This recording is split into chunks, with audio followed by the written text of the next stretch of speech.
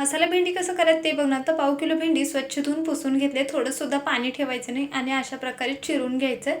तर सर्व भेंडी अशा प्रकारे मी चिरून घेत आहे, बघू शकता. त्याच्यानंतर ना 3 चमचे मी इथं बेसन टाकलेलं आहे. मंद आचेवरती बेसन चांगल्या प्रकारे भाजून घ्यायचं आहे आणि हे काढून घेऊया.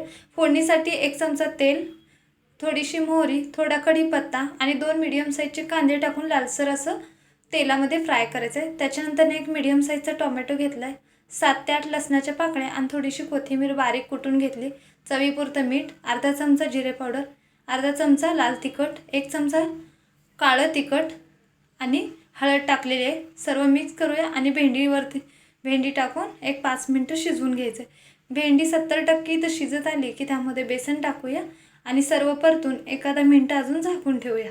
तर अशा प्रकारे आपली भेंडी तयार झालेली. याचा फुल व्हिडिओ तुम्हाला माझ्या चॅनलवरती मिळेल. व्हिडिओ पाहिल्याबद्दल धन्यवाद.